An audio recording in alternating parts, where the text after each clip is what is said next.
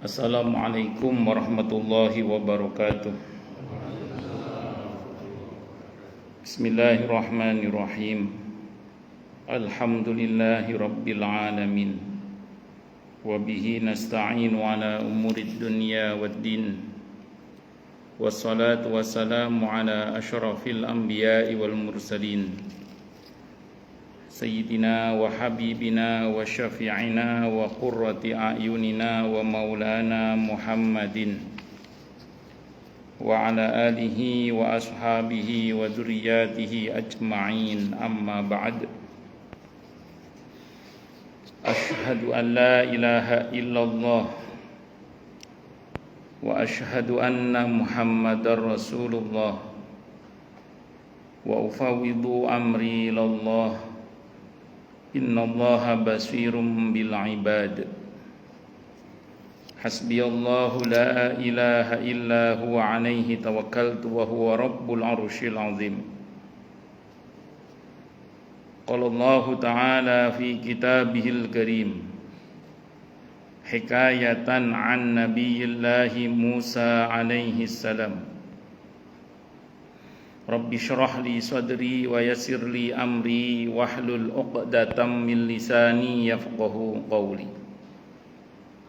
Para alim, para asatid, para asatidah, para sepuh, para bini sepuh, para tokoh masyarakat, hadirin sekalian, hafizani wa hafizakumullah, bil khusus segenap pengurus Masjid Al-Muhajirin Taman Permata Cikunir dan sekitarnya, yang semoga pengurusnya dan jamaahnya semoga selalu dalam naungan rahmat, barokah, perlindungan serta bimbingan Allah Subhanahu wa ta'ala. Amin, Allahumma amin, insyaallah. Allahumma inna nas'aluka ilman nafi'ah wa rizqan tayyiba wa amalan mutaqabbala wa fatahallahu alaina futuhal arifin. Allahumma inna na'udzubika min ilmin la yanfa' wa amalin la yurfa' wa qalbin la yakhsha' wa du'a la yusma'. Allahumma ati anfusana taqwaha wa zakkiha anta khairu man zakkaha anta waliyuha wa maulaha. Amin, Allahumma amin. Masih melanjutkan kajian kita tentang kitab At-Tadhkirah karya Al-Imam Al-Qurtubi rahimahullah rahmatan wasi'ah wa rahimallahu ulama al-muslimin. Qala al-musannif rahimahullahu ta'ala wa nafa'ana bihi wa bi'ulumihi fid dharain, amin. Bismillahirrahmanirrahim. Babu ma yudzakkirul mauta wal akhirata wa yuzahidu fid dunya. Bab menerangkan tentang apa-apa yang membuat kita ingat akan mati dan akhirat, dan yang membuat zuhud terhadap dunia. Jadi ingat mati dan ingat akhirat itu memang akan punya implikasi pada munculnya sikap zuhud terhadap dunia. Jadi saya ulang, orang kalau ingat mati dan ingat akhirat itu memang akan, ingat mati dan ingat akhirat itu akan berimplikasi kepada munculnya sikap zuhud terhadap dunia. Zuhud terhadap dunia itu bukan antitesa terhadap dunia, jadi bukan anti dunia, bukan. Karena tidak ada perjalanan menuju ke akhirat kecuali melalui dunia. Makanya Islam itu, sependek yang saya pahami, tidak mengajarkan kepada kita anti dunia. Karena saya ulang tadi, tidak ada perjalanan menuju ke akhirat kecuali melalui dunia. Hanya konsep zuhud itu adalah konsep di mana kita ini tidak menjadikan dunia sebagai tujuan, tapi sebagai kendaraan untuk kita menuju kepada tujuan kita, yaitu perjumpaan dengan Allah Subhanahu wa ta'ala. Sehingga konsep dalam zuhud itu menguasai dunia, bukan dikuasai oleh dunia. Kalau bahasanya Sayyidina Umar radhiyallahu an, beliau mengatakan, genggamlah dunia itu di tanganmu, jangan biarkan masuk ke dalam hatimu. Itu zuhud. Jadi zuhud itu bukan kosongnya tangan dari dunia, tapi kosongnya hati dari dunia. Jadi saya ulang ya, zuhud itu bukan kosongnya tangan dari dunia, tapi kosongnya hati dari dunia. Nah, sehingga apalagi ada konsep dari Imam Ghazali rahimahullah, beliau mengatakan orang itu bisa diketahui zuhud atau tidak zuhud kalau kaya, kata beliau begitu. Ini pendapat beliau ya. Jadi kalau kaya baru bisa ketahui apakah dia zuhud atau tidak zuhud. Misalnya ada orang kaya raya, sewaktu-waktu dia bisa makan apa saja, bahkan bisa makan siapa saja, misalnya, saking kayanya itu, saking kayanya. Tapi dia bisa mengendalikan kekayaannya tidak hanya untuk kesenangan pribadi dan keluarganya, tapi beliau sibuk berbagi, bahkan hebatnya lagi rajin puasa misalnya. Tidak hanya rajin menginfakkan hartanya di jalan Allah, membantu sama dan lain-lain, tapi lebih dari itu dia rajin puasa juga. Nah, ini terindikasi orang-orang seperti ini dia zuhud karena dia sudah bisa menguasai dunianya dan bukan dikuasai oleh dunianya. Ini berbeda dengan orang yang gajinya 8 koma, karena setiap tanggal 8 dia koma. Terus untuk ngepaskan belanjanya sebulan dia puasa Daud. Itu susah bedakan ini zuhud apa pengiritan, itu susah beda. Ini kalau bahasanya Imam Ghazali itu gitu kira-kira. Kalau dulu guru saya itu pernah menjelaskan begini. Kalau di hadapan kita itu ada emas 1 kilo dengan tanah batu bata 1 kilo, itu kok di hati kita rasanya sama, ya sudah, itu zuhud berarti, kata beliau gitu. Jadi misalnya di depan kita ada daun, 1 lembar daun, satu lembar uang gitu, uang apalah gitu, uang yang kalau rupiah terlalu kecil ya apa. Tapi rupiah sebenarnya bukan rendah, rupiah itu tawadhu, rendah hati gitu. Jadi merendah terus. Ya misalnya lembaran uang yang pecahan besar lah gitu ya. Nah, singkat kata singkat cerita, kalau di hati kita sama, itu zuhud kata para ulama. Kalau kata guru saya dulu gitu, misalnya ditanya, apa ini Bu? Daun. Apa ini Bu? Duit. Nah, itu kok sama rasanya dalam hati, itu ya sudah, itu zuhud kata beliau. Tapi kalau beda berarti belum zuhud. Saat itu yang beliau contohkan ibu-ibu ya. Apa ini Bu? Daun. Apa ini Bu? Duit. Ya, kok beda, itu berarti masih belum zuhud. Karena ada sikap yang berbeda itu. Tapi terlepas dari semua itu, terlepas dari semua pembahasan tentang zuhud itu. Tapi intinya satu, zuhud itu sebenarnya tidak menjadikannya sebagai tujuan gitu aja. Dan karenanya kita bukan dikuasai dunia, tapi menguasai dunia. Ya, indikasi sederhana bahwa kita sudah bisa menguasai dunia dan bukan dikuasai oleh dunia itu adalah ketika waktunya zakat, kita iringan aja ngelepasnya. Oh, ini udah waktunya zakat. Dan kita perhatian betul untuk itu. Waktunya bayar utang, ya lancar bayar utangnya. Kenapa? Memang ini waktunya harus dilepas. Dan ini memang bukan hak saya, jadi saya serahkan kepada yang berhak misalnya begitu. Waktunya iuran warga IPL, ya lancar bayar IPL-nya itu. Pokoknya terkait dengan kewajibannya berkaitan dengan harta itu, dia melepaskannya itu ringan gitu. Terkait dengan hal-hal yang disunahkan, sedekah, hadiah, hibah, wakaf, dia juga ringan mengeluarkan semua itu gitu. Jadi kalau berkaitan dengan masalah harta yang seperti itu dia ringan gitu ya, itu indikasi sederhana bahwa dia sudah mulai bisa menguasai dunia dan bukan lagi dikuasai oleh dunia. Tapi kalau untuk hal-hal yang wajib saja dia berat mengeluarkan padahal dia mampu, maka itu masalah sudah. Kalau pada yang wajib saja sudah berat dia mengeluarkan, nah itu masalah sudah itu. Padahal kalau kita bicara konsep zuhud tadi itu, kita tidak berat melepaskan dunia itu karena memang di hati kita tidak ada kecintaan kepadanya. Bahwa di tangan kita penuh dengan dunia, silahkan, tapi hati kita harus kosong dari dunia itu. Jadi jangan sampai kemudian dia dikuasai oleh dunia itu. Nah, itulah kenapa kemudian ketika para istri Nabi kita Muhammad sallallahu alaihi wasallam sempat memohon kepada Nabi agar diberi fasilitas duniawi sebagaimana istrinya para kaisar Persia dan Romawi, Itu Nabi bersedih, Nabi. Bukan Nabi tidak mampu, karena kalau Nabi mau, bahkan bukit sofa bisa jadi emas. Nah, beliau sedih sekali saat itu karena beliau tidak mau pada para istri beliau itu dunia masuk ke dalam hatinya. Maka beliau akhirnya turun ayat yang menawarkan kepada para istri Nabi, silakan dipilih, kalau mau harta diberi kata Allah. Tapi cerai dari Nabi Muhammad SAW, atau pilih Nabi Muhammad SAW dengan kehidupan yang seperti apa adanya itu. Akhirnya semua para istri Nabi sepakat, tentu semua tidak usah mikir, pasti milih Rasulullah Muhammad SAW. Tapi karena Nabi terlanjur kecewa, beliau akhirnya melakukan ila, sebagaimana ada di surah Al-Ahzab itu ya. Ila itu ya sumpah seorang suami untuk tidak menggauli istrinya selama sebulan. Sehingga selama sebulan itu Nabi hanya pulang ke masjid aja. Itu ila namanya. Ila itu sumpahnya seorang suami kepada istri tidak akan menggaulinya. Kalau maksimal sih 4 bulan ya. Maksimal 4 bulan. Itu ila itu maksimal berapa? 4 bulan. Kalau udah 4 bulan harus segera dikonfirmasi apakah mau lanjut atau cerai.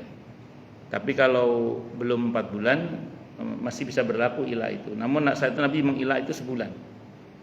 Sehingga sebulan itu beliau hanya pulang ke masjid, nggak pulang ke dalam beliau. Selama sebulan betul itu Nabi pulangnya ke masjid, tidak pulang ke rumah para istri beliau radhiyallahu anhun. Itu tadi lebih kepada karena beliau tidak mau para istri beliau itu dunia masuk ke dalam hatinya. Dan tentu para istri Nabi semuanya disucikan oleh Allah Subhanahu wa taala, karena itu sudah dijamin di dalam Al-Quran dan Sunnah Nabi Muhammad Sallallahu Alaihi Wasallam radhiyallahu anhun, ummahatul mu'minin radhiyallahu anhun. Para jamaah sekalian, hafizoni wa hafizakumullah. Nah, itu zuhud ya. Jadi saya ulang, zuhud itu intinya bukan anti terhadap dunia. Karena saya ulang tadi tidak ada perjalanan menuju ke akhirat kecuali melalui dunia. Nah, cuman dengan konsep zuhud itu karena kita konsepnya adalah basisnya adalah ingat mati dan ingat akhirat, maka setiap aktivitasnya itu selalu orientasinya bagaimana dunia hasanah, akhirah hasanah. Jadi dia nggak akan terkecoh dengan dunia sehingga doanya hanya duniawi ansih, Rabbana atina fid dunya wa ma lahu fil akhirati min khalaq. Tapi Rabbana atina fid dunya hasanah wa fil akhirati hasanah wa qina adzabannar. Sehingga terus kemudian orang-orang yang zuhud ini, orang-orang ingat mati dan ingat akhirat ini, ketika dia berbisnis sekalipun, itu yang menjadi orientasinya bukan semata-mata untung rugi, tapi dunia akhirat. Jadi orientasinya tidak hanya semata-mata untung rugi, tapi apa tadi? Dunia akhirat. Karena ini urusannya adalah berkaitan dengan ketaatan kepada Allah di dalam bermuamalah, dan bagaimana kemudian semua itu menghasilkan tidak hanya kebaikan dunia tapi juga kebaikan akhirat. Jadi tidak hanya dunia hasanah tapi juga akhirat yang hasanah. Itu seperti itu.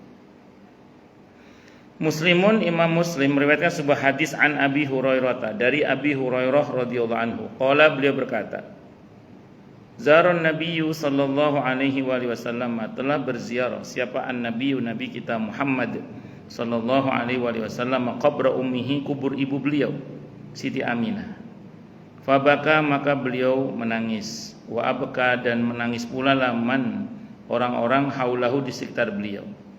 Faqala, maka beliau bersabda, ista'dantu, aku minta izin, Rabbi, pada Rabbku, Tuhanku, an astaghfirullah, agar aku diizinkan memintakan ampun untuk beliau. Falam yu'dan li, maka tidak diizinkan untukku memohonkan ampun untuk beliau. Wasta'dantuhu, dan aku minta izin kepada Allah fi an azura, agar aku diizinkan menziarahi qabrah, kubur beliau. Fa'adzina li, maka Allah mengizinkan saya. Fazurul qubura, maka berziarahlah kalian ke kubur. Fa innaha tudzakirul mauta, maka sungguhnya ziarah kubur itu bisa menyebabkan ingat akan kematian. Jadi tadinya ziarah kubur itu dilarang sebenarnya. Tadinya ziarah kubur itu, kalau bahasanya Nabi dalam sebuah hadis dari Abi Dawud dari Siti Aisyah radhiyallahu anha, kuntu nahaitukum an ziyaratil quburi fazuruha. Dulu aku pernah melarang kalian ziarah kubur, maka sekarang berziarahlah.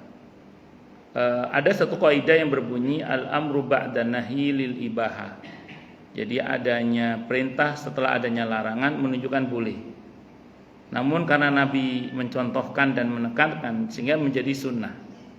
Kalau kata Imam Al-Qurtubi, ziarah kubur ini termasuk ibadah yang sunnah mutlaqah ghairu muqayyadah. Itu kalau bahasanya Izzuddin Ibn Abdissalam, maaf. Jadi sunnah yang mutlak bisa dikerjakan kapan saja dan tidak terikat dengan waktu. Jadi bebas kapan saja. Makanya Nabi itu kapan beliau mau ziarah kubur, beliau ziarah. Dalam satu hadis Sahih Muslim, Siti Aisyah radhiyallahu anha pernah meriwayatkan, seusai sholat Isya di malam hari itu, aku kehilangan Rasulullah Muhammad sallallahu alaihi wasallam. Dan malam itu adalah malam nisfu Sya'ban, kata beliau. Hadisnya Sahih Muslim. Karena biasanya Nabi itu kalau habis sholat Isya, kalau tidak ada kepentingan kaum muslimin, tidak ada kepentingan dengan kaum muslimin, biasanya Nabi tidur, pulang istirahat tidur biasanya. Namun hari itu Nabi tidak pulang. Maka Siti Aisyah mencari di mana beliau, ternyata ditemukan beliau berada di Baqi', sedang ziarah kubur di Baqi' Nabi itu. Siti Aisyah lama nunggu beliau di luar pagar sampai akhirnya Nabi pulang.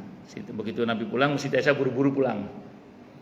Begitu sampai di dalamnya, Nabi bertanya, dari mana kamu tadi? Karena di antara mukjizat Nabi bisa nengok ke belakang tanpa menoleh, itu mukjizat Nabi. Di Nabi itu diikuti oleh istrinya, Nabi tahu. Dari ngikuti panjenengan ya Rasulullah, saya khawatir Anda pergi ke istri yang lain. Nah, itu. Kata Nabi, "Aukamakol, kamu tergoda oleh setan kamu," katanya. Karena Nabi nggak mungkin khianat. Nabi nggak mungkin apa? Khianat. Jadi kamu telah tergoda oleh setan kamu. Kata Siti Aisyah, saya ada setannya ya Rasulullah. Semua orang ada setannya. Termasuk engkau ya Rasulullah, termasuk saya, kata Nabi. Hanya saja Allah merahmatiku sehingga semua setan yang menggodaku masuk Islam. Khusus itu Pak, setan yang menggoda Nabi Muhammad sallallahu alaihi wasallam itu masuk Islam. Khusus itu. Muhammad Rasulullah sallallahu alaihi wasallam. Kalau yang goda Muhammad Subhan tetap kafir, Pak. Itu Muhammad Rasulullah aja. Apalagi Muhammad Efron. Jadi singkat kata singkat cerita, itu khusus.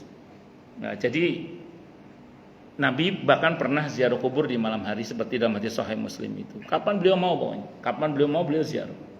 Maka kata Imam Al-Qurtubi, ziarah kubur itu sunnah kapan saja kita mau.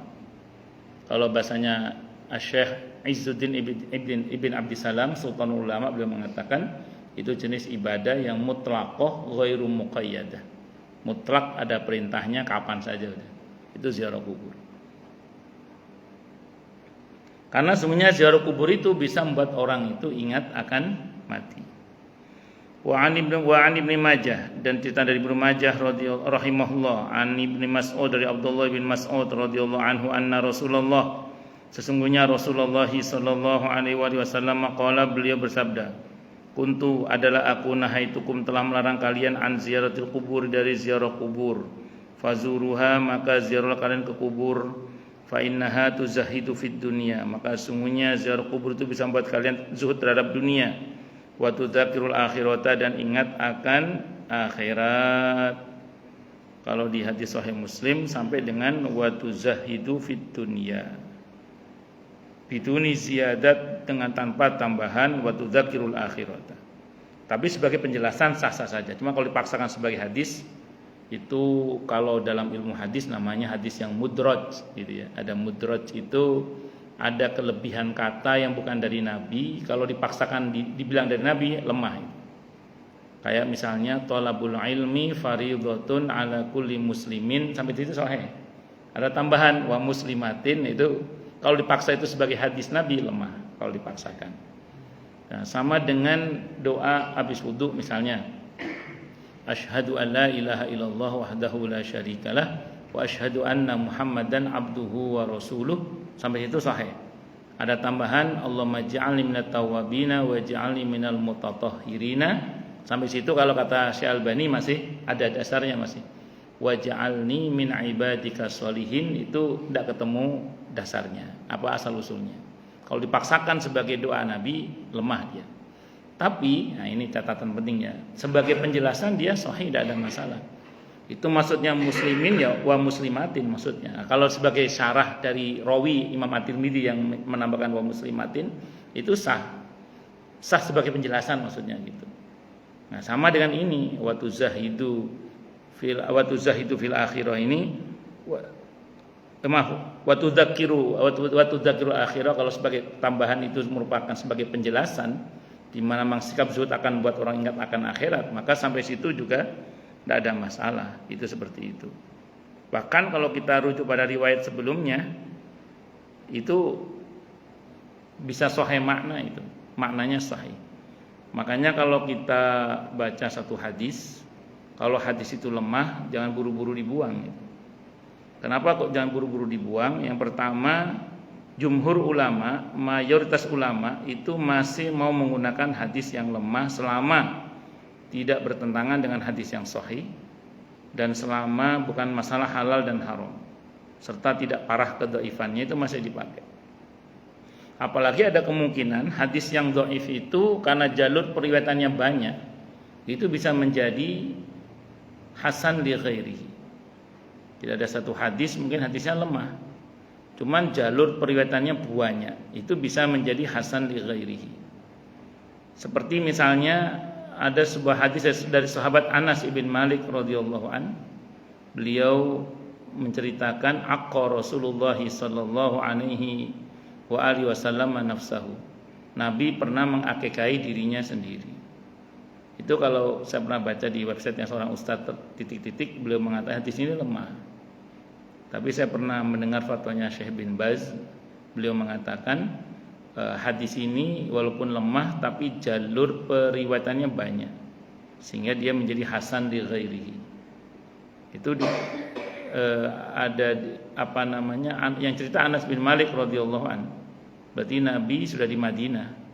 Kalau Nabi sudah di Madinah berarti Nabi sudah umur 50 tahun lebih. Nah, itu Nabi pernah mengakikahi dirinya sendiri. Dalam syarahnya para ulama menjelaskan itu akikah yang kedua setelah sebelumnya Nabi sudah diakikahi saat lahir. Nah, jadi itu akikah kedua setelah Nabi diakikahi pada saat lahir. Ya, itu maka dalam madhab Syafi'i itu dibenarkan kalau ada orang misalnya di usia 7 hari, 14 hari, 21 hari kok tidak sempat diakikah, dilepas hari itu masih diperkenankan.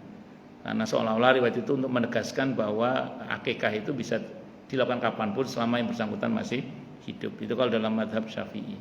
Wallahu a'lam bishawab. Nah, itu contoh aja. Contoh yang lain misalnya hadisnya mungkin dhaif, tapi maknanya sahih. Di samping contoh yang ini tadi ya.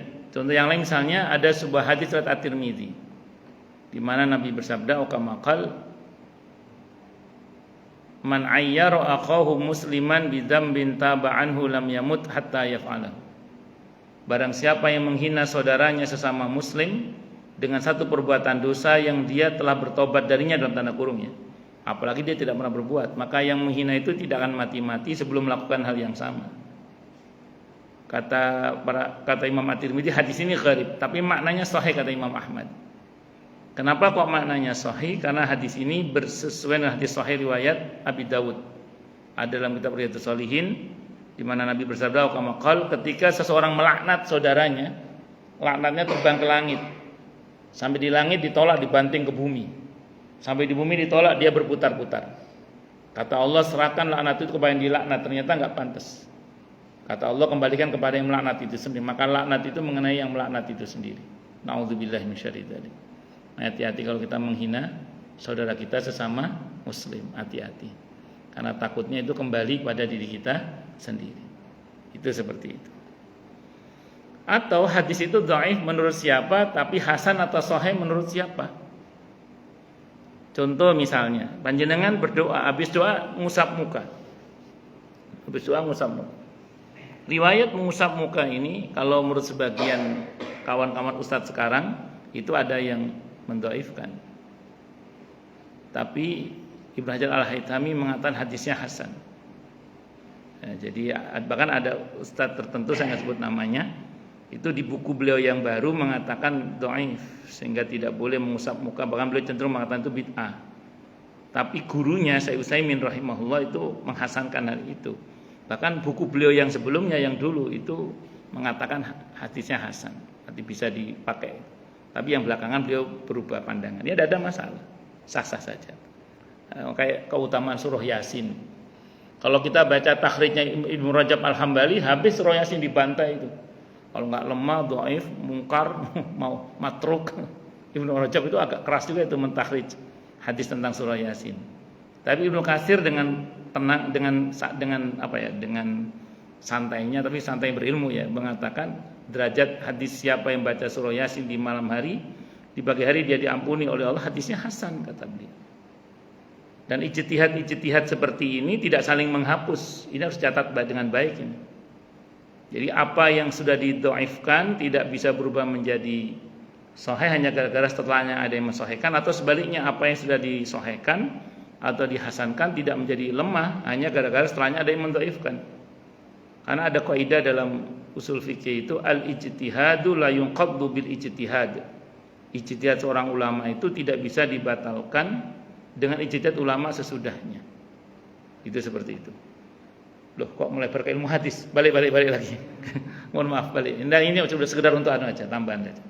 Jadi ini ya, ingat mati itu kalau dalam konsep riwayat ini menunjukkan tentang implikasi dari ingat mati itu adalah zuhud terhadap dunia dan ingat mati. Atau kalau tadi saya katakan di awal, ingat mati dan ingat akhirat itu akan berimplikasi kepada adanya sikap zuhud. Sikap zuhud terhadap apa tadi? Dunia. Faslun, ay hadza faslun, ini penjelasannya. Ziyaratul quburi lirijali muttafaqun alaihi indal ulama. Ziarah kubur untuk lelaki itu disepakati oleh para ulama. Sunnah kalau bahasa kita untuk para lelaki, sunnah. Mukhtalafun fihi lin nisa. Ulama berbeda pendapat bagaimana hukumnya ziarah kubur untuk kaum wanita. Amma syawabu faharamun alaihinnal khuruj. Ini pendapat ya.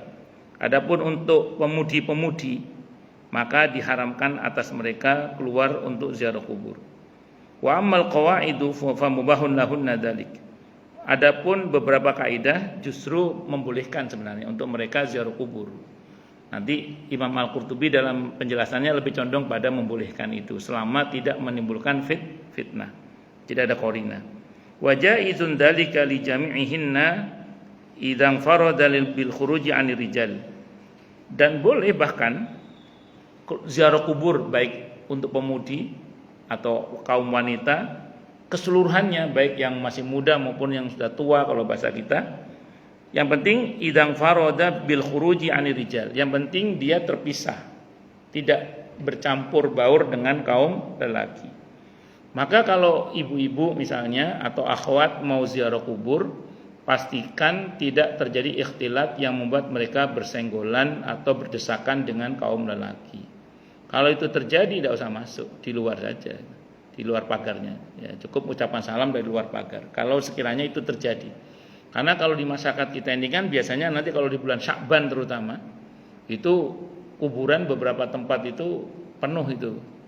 Ya, sependek yang saya tahu ya, terutama kalau hari Sabtu dan hari Ahad itu penuh di bulan Sya'ban biasanya. Karena itu bulan di mana sebagian masyarakat kita itu banyak berziarah di bulan Sya'ban tersebut, biasanya begitu.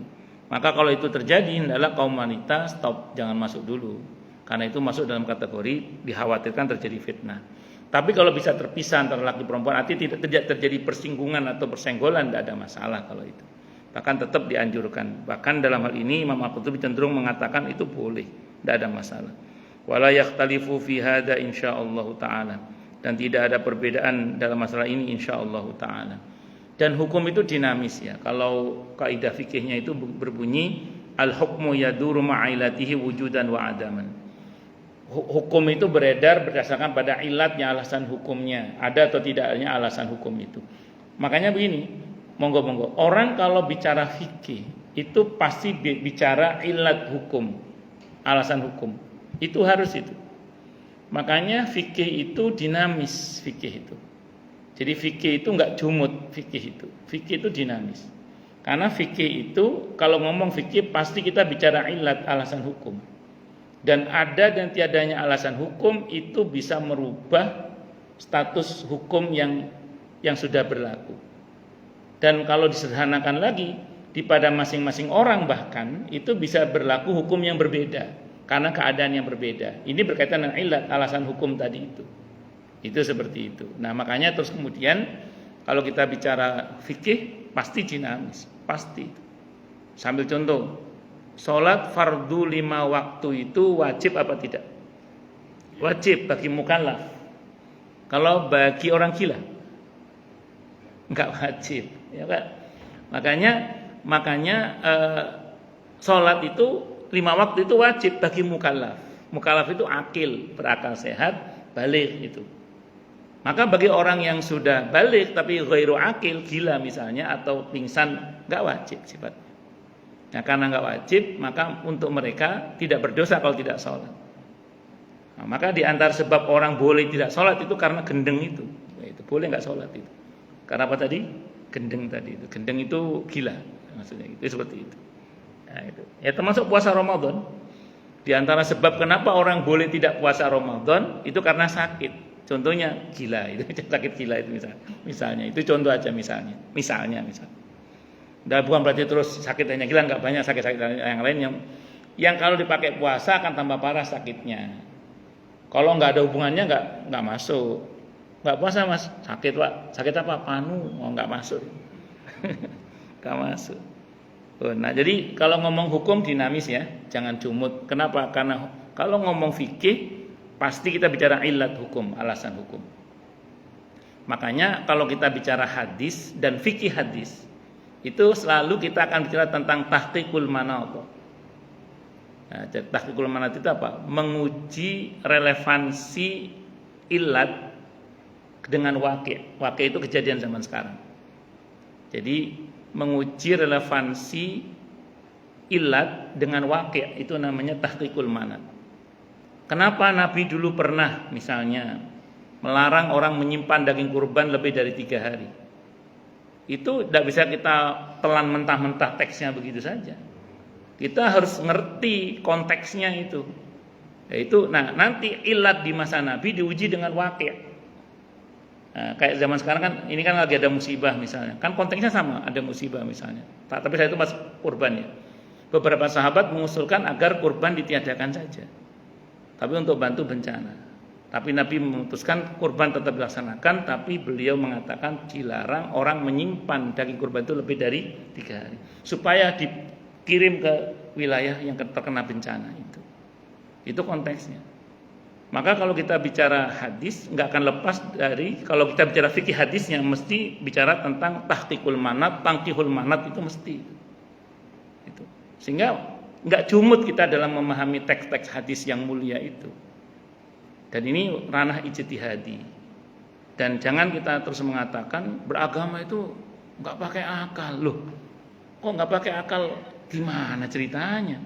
Padahal ijtihad itu termasuk hal yang sangat mulia dalam pandangan Islam, sampai-sampai diapresiasi kalau orang ahli hukum, al-hakim, kalau idza ijtahad al-hakim fa asaba falahu ajrani wa in akhta falahu ajrun wahid. Ahli hukum itu kalau berijtihad benar pahalanya 2, salah pahalanya 1. Itu seperti itu. Allahu akbar. Pun hitungnya, jadi itu kita bicara dinamika hukum. Ini Imam Al-Qurtubi lah bicara fikihnya dulu. Imam Al-Qurtubi ini bermadhab Maliki ya. Beliau bermadhab Maliki. Terus wa ala hadzal ma'na, dan atas makna ini yakunu qauluhu alaihi salatu wasalam, adalah sabda Nabi kita Muhammad sallallahu alaihi wasallam, zurul qubur aman. Ziarahlah kalian ke kuburan, itu adalah perintah umum. Wa amma maudhi'un aw waqtun yukhsha fihi al-fitnatu min ijtima'ir rijali wan nisa'i fala yajuzu wala yahil. Nah, jadi perintah tadi itu perintah umum. Adapun tempat, waktu yang dikhawatirkan terjadi fitnah dalam bentuk berkumpulnya atau bercampurnya laki-laki dan perempuan, maka dalam konteks seperti itu menjadi tidak boleh kemudian. Jadi tidak bolehnya karena ada alasan bercampurnya atau ikhtilatnya laki-laki dan perempuan tanpa batas. Tapi kalau dipisah maka tidak ada masalah, itu seperti itu. Fa bainama ar-rajulu yakhruju liya'tabiru fayaqa'u basaruhu 'ala imra'atin fayuftatan wa bil 'aksi fayarji'u kullu wahidin minar rijali wan nisa'i ma'zuran ma'juran wa hada wadih, kata beliau. Fa bainama ar-rajulu, maka ketika ada seorang lelaki yakhruju, dia keluar liya'tabiru untuk mengambil pelajaran, fayaqa'u basaruhu 'ala, mengambil pelajaran dengan ziarah kubur maksudnya ya. Kemudian fayaqa'u basaruhu, maka pandangannya mengenai alam ro'atin, kok jelalatan melihat wanita misalnya, fayuftatanu, sehingga dia jadi tergoda, maka wabil aksi, maka dan dengan sebaliknya itu atau sebaliknya laki perempuan ke laki maksudnya, fayurja'u kullu wahidin minar rijali wan nisa'i ma'zuran wa ma'zuran ma'juran, maka dalam kondisi seperti itu dengan ziarah kuburnya dia dapat pahala, dengan jelalatannya dia dapat dosa. Nah, nanti ditimbang, fa amma man thaqulat mawazinuhu fahuwa fi 'ishatir radiyah wa amma man khaffat mawazinuhu fa ummuhu hawiyah. Saya pernah tanya orang, Ustaz, itu ada orang laki jadi perempuan lah gitu. Laki jadi jadian, perempuan jadi jadian. Tapi dia senang nyantuni anak yatim, Ustaz. Gimana itu dia? Senang beramal. Saya bilang perbuatan dia merubah kelaminnya dosa besar dan itu dilaknat. Perbuatan baiknya menyantuni anak yatim, insya Allah berpahala. Ya, nanti ditimbang. Fa amma man thaqulat mawazinuhu fahuwa fi 'ishatir radiyah wa amma man khaffat mawazinuhu fa ummuhu hawiyah. Begitu mati dikembalikan hukum asalnya.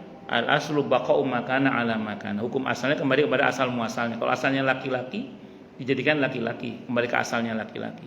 Tidak boleh dihukumi perempuan karena asalnya dia adalah laki-laki, kecuali dia khunsa.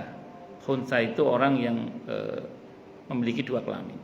Itu beda. Nanti dilihat mana yang dominan.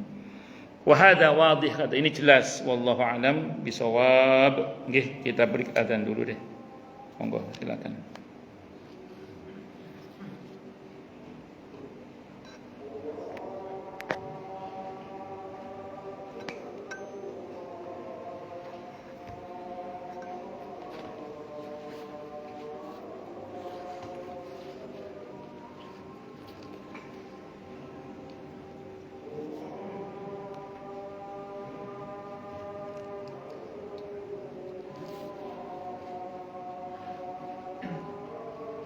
Allahu Akbar, Allahu Akbar,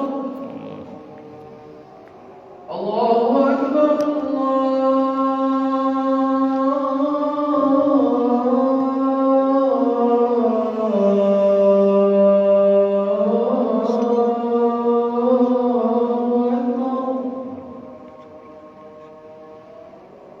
Asyhadu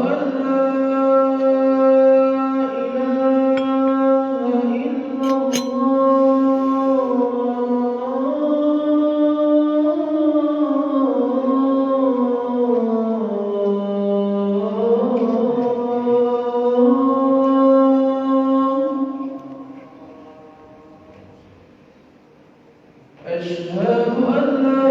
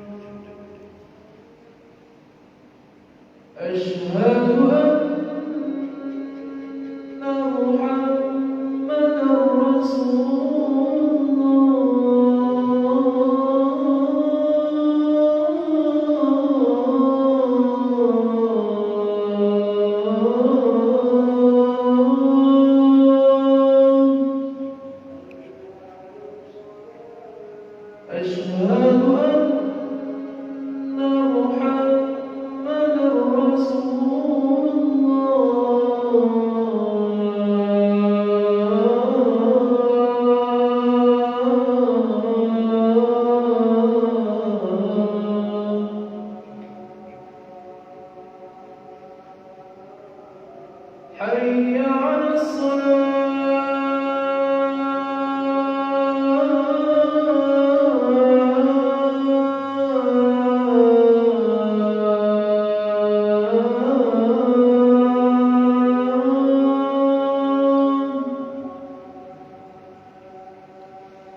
حي على الصلاة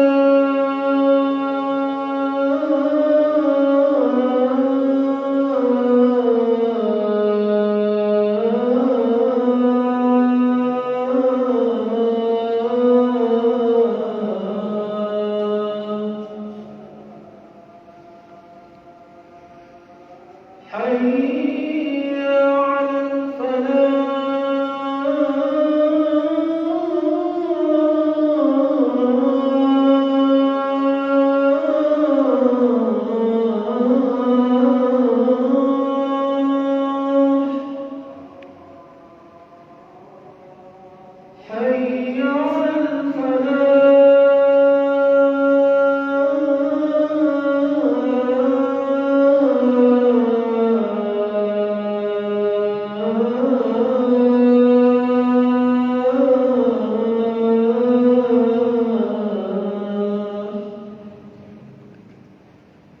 الله أكبر الله أكبر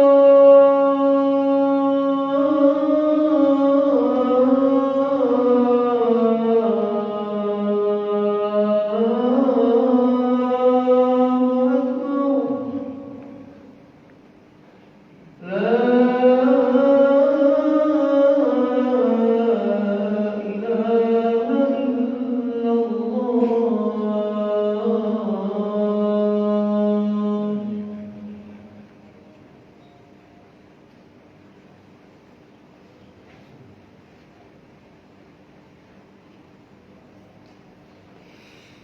Oke, monggo silakan yang mau tanya, protes, marah boleh silakan. Masalah itu masalah yang lain boleh kalau ada. Kalau nggak ada saya teruskan. Monggo silakan kalau ada. Masalah itu masalah yang lain boleh monggo, kalau ada. Jelas semua. Nggih monggo, monggo. Ada orang itu yang punya kelamin ganda. Nggih. Itu bagaimana sifatnya? Bagus. Kalau di fikih hunsa itu dilihat mana yang dominan di antara dua kelamin itu. Jadi kalau yang dominan adalah kelamin lelakinya, maka dia dihukumi sebagai lelaki. Tapi kalau yang dominan itu adalah kelamin wanitanya, maka dia dihukumi sebagai wanita. Itu di fikih. Jadi dilihat mana yang dominan di antara dua kelamin itu. Itu di fikih namanya hunsa namanya. Hunsa. Ngaten nggih? Wallahu a'lam bishawab. Nggih. Silakan yang lain. Nggih, monggo. Dikenal. Fisiknya ada apa psikologinya juga. Karena kan secara fisik memang dia tapi psikologinya wanita. Ya. Wallahu a'lam bishawab ya. Sependek yang saya ketahui kan setiap kita itu, saya bukan dokter ya, cuman saya pernah mendengar penjelasan seorang dokter yang mengatakan bahwa janin dalam, mohon maaf saya bukan dokter ya, saya hanya menukil perkataan dokter yang saya pernah dengar dalam sebuah acara itu. Beliau mengatakan bahwa janin dalam kandungan di usia 8 minggu dalam bahasa beliau itu statusnya masih wanita itu sebenarnya, perempuan, jadi feminim. Nah nanti setelah itu baru dilihat mana yang dominan antara apa, saya nggak ngerti itu XX apa, saya nggak ngerti itu. Pokoknya baru nanti berkembang apa mana yang dominan. Kalau yang dominan itu lelakinya maka dia jadi laki-laki. Kalau yang dominan perempuan dia jadi perempuan. Nah unsur wanita kewanitaan itu setiap kita punya sebenarnya. Jadi semua kita ini punya unsur feminim dan maskulin. Semua kita ini sebenarnya. Nah, hanya pada laki-laki kalau unsur feminimnya yang dominan dia cenderung kewanitaan gitu. Nah, kalau perempuan kalau unsur maskulinnya yang dominan dia cenderung menjadi tomboy. Nah, terlepas dari apapun itu kembali pada kodratnya, tetap kembali pada kodratnya. Jadi sebetapapun nun sewu misalnya dia berbadan lelaki namun psikisnya yang dominan adalah kewanitaannya, tetap dia harus berlaku sebagai seorang lelaki bukan sebagai seorang wanita. Nah, dan secara prinsip itu harus disadari dulu itu. Saya pernah baca di IG itu ada seseorang yang dulunya beliau itu nun sewu yang dominan feminimnya, dan sempat menjadi seperti makhluk seperti itu, jadi-jadian itu. Beliau itu sembuhnya tentu dengan izin Allah ya. Itu ketika beliau menyadari bahwa apa yang terjadi pada beliau ini adalah sebuah kesalahan. Itu dulu kata beliau. Jadi beliau mengatakan begini, menyukai sesama jenis itu fakta, kata beliau. Jadi senang kepada sejenis itu fakta, kata beliau. Nggak bisa dipungkiri, itu ada, kata beliau. Namun kesadaran bahwa itu salah itu juga harus ada, kata beliau. Nah, masalahnya kan sebagian orang tidak menyadari itu sebagai sebuah kesalahan, malah sibuk mencari pembenaran. Itu yang jadi masalah kemudian. Itu yang jadi penyakit kemudian. Makanya kata beliau yang saya baca di IG itu, beliau mengatakan yang penting itu pahami dulu bahwa senang kepada sesama jenis itu fakta, itu ada, kata beliau. Itu fakta yang tidak bisa diingkari. Namun menyadari bahwa itu salah itu juga harus ada, kata beliau begitu. Dan beliau sadarnya itu di situ, beliau sadarnya itu. Yang qadarullah, akhirnya beliau menikah dan punya anak 2. Saat cerita itu udah punya anak 2 beliau, sudah normal lah istilahnya gitu. Tapi beliau tidak bisa memungkiri bahwa ketertarikan kepada sejenis itu fakta, kata beliau begitu. Dan itu nggak bisa dipungkiri, itu fakta. Namun menyadari bahwa itu salah itu juga harus ada, kata beliau begitu. Itu yang harus dipahami, Pak. Wallahu a'lam bishawab. Monggo yang lain silakan kalau ada. Jelas semua. Monggo Pak Ketua DKM. Tadi mengenai zuhud tadi. Nggih. Kalau kita lihat di banyak masyarakat muslim, itu mungkin saya salah satu, tapi lihat bahwa kebanyakan orang Islam cenderung kemudian karena menganggap kita jangan terlalu contoh kepada dunia, itu kemudian ditafsirkannya bahwa dia tidak terlalu serius mengurusi masalah dunia. Itulah sebabnya kemudian banyak masyarakat muslim yang kemudian kurang berkembang, artinya kurang maju dibanding mereka yang kota itu secara sungguh-sungguh mengajar dunia, yang dia salah juga. Tapi karena penafsirannya ini sepihak, itu seolah-olah itu orang Islam tidak serius masalah dunia. Akhirnya kita kalah terus. Setelah kalah kita marah-marah. Harusnya kita bunuh seperti dulu, kita maju seperti itu, tapi disuruh begitu nggak mau juga. Nah ini yang di mana harus? Jadi kita tidak terlalu heavy kepada dunia, tapi juga harus serius karena tadi itu tangan dunia kita harus kita juga. Saya ulang, sebenarnya bukan masalah dulu atau sekarang sebenarnya, tapi lebih kepada pemahaman itu. Jadi betul kata jenengan, itu soal pemahaman, bagaimana kita mensikapi dan memahami konsep tentang zuhud dengan baik dan benar itu. Karena begini, fakta sejarah muslimin kan pernah berjaya berabad-abad, bahkan ketika barat masih gelap. Bagaimana Daulah Bani Abbas ya itu dengan aneka kemajuan keilmuannya yang sangat luar biasa, baik dalam masalah agama maupun dalam bidang-bidang teknologi dan lain sebagainya. Bahkan ketika Andalusia jatuh di tangan Raja Ferdinand dan Ratu Isabella, ada satu teknologi yang mereka terkagum karena ada air yang bisa memancur tanpa menggunakan aerator. Dan begitu dibongkar, dicari rahasianya, ternyata nggak ketemu. Begitu ditata kembali batunya, ternyata tidak bisa lagi mancur seperti semula. Kan ada luar biasa ini, teori gravitasinya luar biasa. Dan itu ilmuwan muslim menguasai semua itu. Nah, dulu saya ulang, muslim sudah pernah berjaya. Mestinya hari ini pun kalau kita mau seperti dulu, ya bercermin pada ulama-ulama dulu sebenarnya. Bagaimana ulama dulu itu tidak hanya ahli fikih, tapi juga dokter, kayak Ibnu Rushd misalnya. Bagaimana ulama dulu itu tidak hanya seorang ulama, tapi juga pakar geologi seperti Imam Syafi'i misalnya. Tidak hanya sekedar dia seorang ulama, tapi juga seorang pedagang ulung seperti Imam Abu Hanifah misalnya. Dan masih banyak lagi lah, seperti Jabir ibnu Hayyan, seorang ahli kimia misalnya, ilmu eksak, aljabar dan seterusnya itu. Jadi kalau kita bicara seperti itu, yang tabahur seperti itu di zaman sekarang kan sulit mencari padanannya, Pak. Sulit kita mencari padanan ulama sekarang seperti ulama dulu itu sulit mencari padanannya. Makanya satu-satunya saat ini yang mungkin untuk kita supaya bangkit seperti dulu lagi itu adalah bekerja sama. bahwa ada sebagian muslimin yang menekuni teknik nuklir mungkin, ada muslimin yang menekuni tentang masalah geologi, tentang masalah ilmu alam, tentang masalah ini itu harus ada. Cuman kan tidak bisa bersamaan, mungkin dia sekaligus misalnya menghafal Al-Quran dan memahaminya, dan hadis, menghafal itu dan memahaminya. Maka di sini butuh kerjasama antara satu dengan yang lainnya. Makanya saya secara pribadi itu termasuk yang kurang setuju dengan sebagian orang yang mengatakan begini, itu kenapa sih kemana-mana ngomong soal ekonomi Islam? Tuh, biarin dia kemana-mana ngomong soal ekonomi Islam, karena memang itu bidangnya.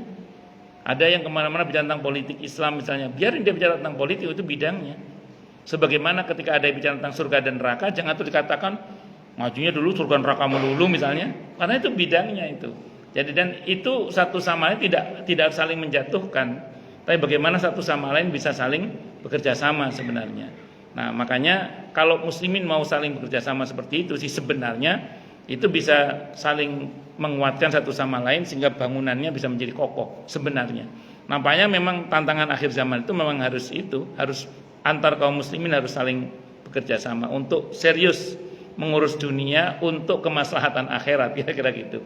Bagaimana kita menjadikan dunia sebagai bekal kekal nanti di akhirat. Jadi menjadikan aset duniawi kita menjadi aset ukhrawi. Saya kira itu. Wallahu a'lam bishawab.